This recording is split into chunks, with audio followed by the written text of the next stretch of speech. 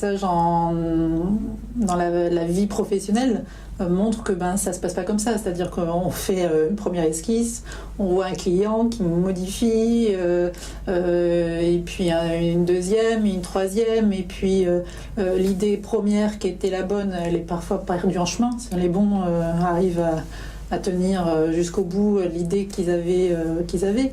Et puis parfois ça s'arrête totalement. Le client dit non, on arrête, j'ai plus les finances, et puis on reprendra dans 6 mois, 1 an, 10 ans. Donc il faut être totalement acharné pour réussir dans ce monde-là. Il faut être totalement convaincu pour convaincre les clients. Il faut savoir avaler son chapeau, et parce que parfois on est obligé de faire des choses qui ne correspondent pas à ce qu'on souhaite. Et donc toutes ces désillusions, parce qu'il y en a, toutes ces victoires, parce qu'il y en a aussi. Voir un bâtiment qu'on a conçu de A à Z et le voir et le parcourir et le vivre, c'est aussi un moment extraordinaire. Voir les gens qui y vivent et qui sont contents d'y vivre, c'est aussi des moments extraordinaires. À un moment, on se dit soit effectivement je crée mon agence et je me lance et je pense que j'ai quelque chose à apporter et allons-y. Mais voilà, quand ça arrive à 30 ans, on se dit j'ai comme une famille à faire, c'est un choix à faire, on sait que ça va prendre 10-15 ans avant de vraiment réussir. Ou alors on a envie de prendre le produit d'une autre manière, de dire ok, il y a cette vision-là de l'architecte qui va créer le produit, ou alors je peux apporter quelque chose mais d'une autre manière. Donc puis surtout sur une plus grande durée, plus en amont, et puis aussi plus en aval du projet, comme je disais sur le côté budget aussi, c'est quand même important. Qu'est-ce que ça coûte un bâtiment? Il n'y a pas que la partie construction, il y a aussi tout ce qui va avec. Et puis le client, être plus en relation avec le client final. Pour un immeuble de bureau, c'est le locataire, donc avoir un lien direct et voir effectivement quels sont leurs besoins, parce qu'au-delà de dessiner un immeuble qui plaît ou qui plaît pas, il y a aussi des gens qui vont l'utiliser. Donc voilà. C'est vrai qu'il y a eu quelques échanges de clients. La chose principale étant que la société d'architecture en fait s'est lancée en étant associée avec d'autres architectes sur de très gros projets. Et ces gros projets-là qu'on a fait avec Rachel et Robert au tout début, c'était très clairement un client de l'image de synthèse. Donc Rachel et Robert étant clients d'image de synthèse, dans les début des années 2000, il y avait énormément de travail, notamment chez eux. Comme en image, on faisait aussi un petit peu plus que simplement l'image de synthèse. Il y avait aussi une petite partie, notamment sur les projets urbains, où on dessinait des façades, on dessinait des bouts de plans, ce genre de choses. Surtout d'ailleurs la partie graphisme, entre guillemets. Il est arrivé un moment où Bernard Rachel nous a demandé en fait si on ne voulait pas faire des concours avec lui, sachant qu'il y en avait énormément à faire. Donc il nous a un peu refilé entre guillemets les concours qui étaient évidemment pas forcément les plus rentables, pas forcément les plus prestigieux, mais par contre après c'est quelque chose qui a très bien fonctionné, on les a gagnés, et donc c'est comme ça que la société s'est créée. Donc c'est vrai qu'au niveau des liens, la synergie première qui a permis à la société d'architecture d'éviter les premières phases qui sont parfois très douloureuses, et puis qui les encourage beaucoup d'architectes, même si moi je l'aurais fait de toute façon, bien entendu, qui est de travailler avec des petits maîtres d'ouvrage, des petites opérations, des petites rénovations d'appartements, ce genre de choses qui est un peu le parcours un peu classique de beaucoup d'architectes, pas de tous mais de beaucoup en tout cas, qui n'était pas forcément moi ma vraie tasse de thé, vu que j'avais beaucoup travaillé dans plutôt des grosses agences auparavant. Ça m'a évité cette phase sur laquelle je me sentais pas forcément outillé. En tout cas, j'étais ravi de pouvoir passer directement à des projets avec une masse critique qui était quand même assez importante. Le premier projet qu'on a fait, il y avait quand même c'était le ruban bleu à Saint-Nazaire, ça s'est quand même terminé à 50 millions d'euros, le DGB, donc pour un premier projet, c'était pas mal. Alors après, moi je ne sais d'ailleurs pas si on va revenir un jour à faire un projet aussi grand, j'en doute, mais j'espère, mais j'en doute. On a plutôt eu tendance à trouver des projets de plus en plus petits. Mais ça nous a mis une pression et la barre assez haute, qui ont fait aussi qu'après, à titre personnel, regérer des projets qui auraient pu me faire peur. Celui-là, je me suis quand même fait peur de très nombreuses fois. Oui, pendant 3-4 ans, je ne dormais pas forcément très bien tous les soirs. Mais une fois que celui-là a été terminé, c'est vrai qu'après, il n'y a plus aucun projet qui m'ont fait peur. Demain, on peut me donner, je vois pas ce qui pourrait vraiment me faire peur comme type de projet. J'ai l'impression que j'ai un peu épuisé toutes mes angoisses à ne pas savoir faire ou à ne pas savoir finir sur ce projet-là. Aujourd'hui, je suis plutôt très serein par rapport à ça. Donc la synergie, elle existe déjà du fait que la structure d'architecture, elle n'aurait pas existé de cette façon-là. Elle est née d'une opportunité offerte par ce lien entre ce maître d'ouvrage et tes associés qui faisaient l'image pour un autre architecte. Donc. Alors, en fait, le cinéma, c'est une vieille passion qui date de l'adolescence et qui est même qui était, je pense, qui est un désir qui précédait le désir d'architecture ou d'être architecte. Et puis j'ai un peu choisi les études d'architecture par analogie avec le cinéma, en fait, en pensant que c'était aussi un art de l'espace, du temps, de l'image, voilà. Après les études d'architecture, j'ai fait une formation de scénariste à la FEMIS, à l'école de cinéma à la FEMIS. J'étais un peu scénariste, mais je crois aussi ce qui m'intéressait dans le scénario, c'était aussi l'écriture. Et donc d'une écriture de fiction, je suis passé à une écriture donc plus théorique, plus analytique, qui est la critique, l'écriture critique. Il y a évidemment beaucoup de manières d'aborder la critique du cinéma. C'est vrai que je suis en général assez sensible dans les films au traitement de l'espace, à la scénographie, à des questions purement, souvent spatiales. Alors tous les films ne se prêtent pas à cette approche-là, mais disons que c'est souvent une porte d'entrée assez privilégiée pour analyser, pour parler du cinéma et pour analyser les films. L'école d'archi, c'est qu'on avait un panel d'apprentissage et de pédagogie hyper vaste dans des domaines très vastes entre les différentes histoires de l'art, histoire de l'archi, sociologie, maths, physique, pas maths mais physique appliquée, dessin, et qu'en fait je pense que c'est les études les plus généralistes qui existent. Donc ce qui est certain, c'est que si même tu as des envies un peu d'ailleurs, tu arrives toujours à grignoter des choses qui sont hyper intéressantes. Et moi, c'est le côté hyper généraliste de l'archi que j'avais trouvé qui m'a beaucoup plu. Plus le fait que concrètement, c'est vrai qu'on travaille quand même beaucoup sur l'espace dans les studios. Ça, c'était plus facile à appliquer pour la saison, mais je pense que même quand j'étais à l'école, c'était pas vraiment le moment de me jeter là-dedans. J'ai vraiment fait mes études en me disant que je faisais mes études, quitte à faire autre chose après, mais que j'étais vraiment dedans. Je n'avais pas trop d'envie d'ailleurs.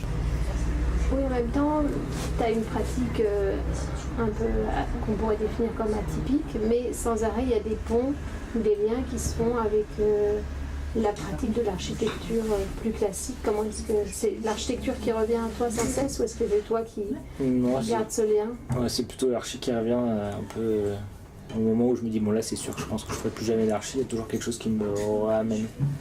Et quand on a fait pour Europan en se disant qu'on voulait faire un projet avec deux paysagistes, deux architectes sur un projet urbain, et à l'époque on était tous les quatre dans des agences et on voulait s'amuser à faire un projet un peu différent de nos quotidiens.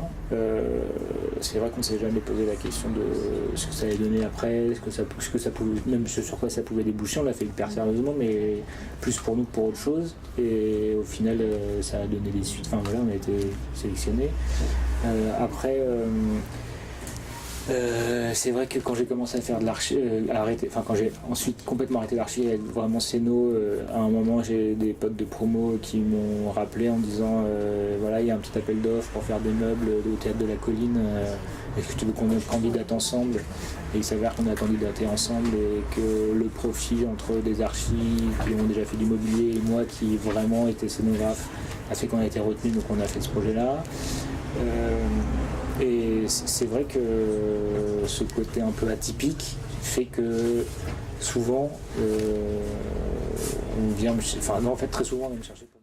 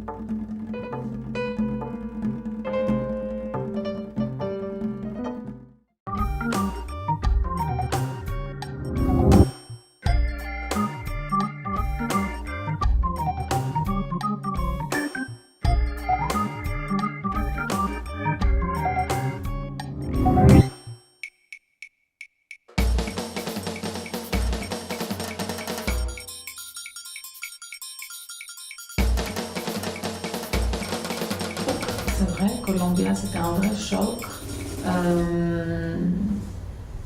C'était même des crises de panique. On remet tout en question, tout. On reprend tout à zéro, on oublie tout ce qu'on sait. C'est très très fort comme expérience. La matérialité et l'image, oui et non, ne sont pas le but principal des études. En fait, ce qui pour moi fait le lien avec mes études à Belleville et ce qui m'a pas sauvé, mais ce qui m'a aidé, on peut dire, c'est le processus par lequel tu passes pour dessiner quelque chose ou pour répondre aux questions d'un projet. Et ça, c'est vrai que par Uno, ce processus de travail est quelque chose de très important et très fort. Après Calatrava, je pars en bateau avec un ami pendant une année. Là, je suis c'est mon voyage à la Corvue à moi en Méditerranée. L'objectif, c'était d'aller sur la mer Rouge et de passer l'hiver à l'époque au Liban, parce que le Liban, c'était la période où ça allait à peu près bien. Et on se disait qu'aller travailler un hiver au Liban, ça devait être extraordinaire, parce qu'il y avait cette espèce de renaissance de la ville. Donc on part c'est pas compliqué, on part le jour de l'élection de Chirac, donc c'est en mai 95. Je me souviens plus de la date exacte, mais c'était dans ces eaux-là. Donc on s'est dit on va aller jusqu'en Grèce et puis on va essayer d'aller jusqu'au Liban et puis là on va travailler pendant tout l'hiver. Parce que c'était une époque où le pays était relativement pacifié et où il y avait beaucoup de choses qui se faisaient au niveau de la reconstruction. Alors ça n'a malheureusement pas duré longtemps, mais ça nous intéressait comme problématique et puis on voulait juste terminer pour aller jusqu'en mer Rouge. On n'a jamais dépassé la Grèce parce que notre bateau, évidemment, avec 1500 €, c'était pas assez pour aller très loin, mais on a quand même fait un beau voyage. On a vu énormément de choses, on a beaucoup voyagé, on a été en Syrie. Quand je pense à Palmyre, la pauvre Palmyre aujourd'hui, qui a été alors sur Palmyre, justement, c'est assez intéressant parce que j'ai adoré Palmyre et c'est un de mes grands points communs avec Henri Sirini, qui adorait Palmyre, qui était un fan. C'était à mon retour de voyage, je lui en avais parlé, je lui ai dit j'ai pensé à vous, je suis allé à Palmyre et il m'en avait parlé pendant des heures. Pour nous, travailler en Afrique ou en Inde, c'est des moments extraordinaires parce que tu travailles pour des pays qui sont en train de se construire intégralement. Donc on est bien loin de la collectivité locale qui lance un gymnase parce que politiquement c'est bien de lancer un gymnase même si c'est le 4e gymnase et qu'on n'en a pas franchement besoin, etc. Le maire il a quand même décidé de construire son gymnase, donc tout le monde fait le gymnase, mais on est dans des contextes qui sont très très différents. C'est que là tu peux avoir un très gros équipement à construire parce qu'il y a une urgence et que ça correspond à un développement qui va très très vite. Donc il y a un enthousiasme général de nos interlocuteurs qui est très très différent de celui qu'on vit au quotidien en France, qui est quand même un vieux pays où on est arrivé à un niveau d'équipement et de construction qui est déjà extrêmement important. Donc c'est sans doute, et là pour des questions presque de morale, pour nous, sur l'export, on disait que c'était pas forcément un sujet économique, peut-être que ça le sera un jour à l'agence, mais aujourd'hui ça ne le sait pas, ça l'est pas. Par contre, j'ai passé 15 jours en Inde, je suis revenu il y a une dizaine de jours, je suis revenu gonflé à bloc quand on a vu la relation qu'on pouvait établir avec notre savoir-faire avec des maîtres d'ouvrage là-bas, un peu plus laborieuse à mettre en œuvre sur des clients traditionnels en France. Ne serait-ce que pour ça, c'est une réponse à l'amorosité. Pour les employeurs n'arrivaient pas à trouver d'architecte à cette époque-là. Donc du coup, j'ai vraiment pu choisir l'agence où je voulais travailler. Et donc la raison pour laquelle j'ai choisi PGP London, c'est parce que d'une part, ils sont basés à Chelsea, sur Sloane Square, qui sont quand même parmi les plus beaux quartiers de Londres, très résidentiels aussi. Donc c'était un quartier quand même très agréable. Et puis c'était aussi beaucoup la personnalité des gens qui m'ont fait l'entretien. Je les ai trouvés très sympas. L'atmosphère du bâtiment, qui est une ancienne école anglaise, donc avec une triple hauteur, etc. Et donc le mélange de tout fait que j'ai choisi d'aller chez eux, pas simplement pour la qualité du design, mais aussi beaucoup pour l'atmosphère, la qualité des gens, et c'est ça qui m'intéressait. J'avais vraiment besoin d'avoir un bon feeling sur la personnalité de l'agence.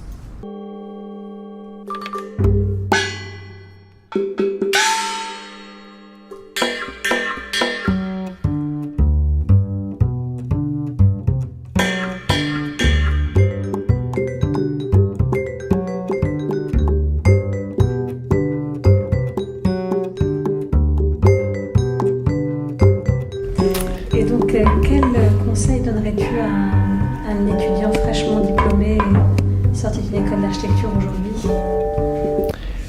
Bien évidemment, de s'ouvrir à plein d'autres pratiques du métier dès le début. C'est-à-dire que je sais pas quels sont les enseignements, comment évoluer les enseignements dans les écoles d'architecture aujourd'hui, mais si c'est comme avant, il faut que dans son réseau personnel, il ait des copains qui soient partis dans différents métiers et puis qui se renseignent, qui continuent à se renseigner sur ce que les autres font, quoi. Après, l'école d'ingénieur aujourd'hui force à avoir des stages ouvriers, des choses comme ça, de 3 à 4 mois, pas à la semaine, quoi. Des vrais stages. Il faut prendre le temps peut-être de faire une rupture à un moment, d'aller 3 mois à l'été sur un chantier, dans différents métiers pour s'ouvrir. Sur les formations, et puis si on a le temps de le faire, et si on a l'envie de le faire, effectivement, c'est bien de faire des... L'ICH, c'est pas mal. Moi, je pense que j'aurais dû faire ça plus que le master maîtrise d'ouvrage. Je pense que l'ICH est vraiment très bien, parce que c'est assez ouvert. Alors, c'est pas contre le STP, c'est pas ça du tout, mais pareil aussi, c'est les cours du soir. Non, plus que le CNAM. Plus que le CNAM, en fait, ça m'avait assez déçu sur la partie ingénieur pur et dur. Et l'ICH est beaucoup plus maîtrise d'ouvrage assez générale, et il y a plein de cours qu'on peut prendre par-ci par-là, donc je pense que c'est très, très formateur. Et de mémoire, c'est assez ouvert. C'est une émanation du CNAM, mais spécialisé dans l'immobilier. Voyager, oui, évidemment. Aller voir des choses différentes, mais ça, pas besoin de le dire. Je pense que les jeunes, ils le font d'eux-mêmes. Puis aller pratiquer. Plusieurs personnes que vous avez pu voir qui vont être interviewées, qui l'ont déjà été, sont partis à l'étranger, donc. Aller voir ce qui se passe en Angleterre, en Chine. En Chine, j'ai quelques copains qui sont partis même travailler en Chine, ont ouvert leur agence là-bas, donc ça doit être un monde, moi j'y suis pas allé, mais ça doit être un monde très, très différent, très très différent. Aux États-Unis, peut-être même en Afrique, il doit y avoir pas mal de choses, le Maghreb. Voilà, évidemment, s'ouvrir à tout ce qu'on peut trouver, ça paraît évident.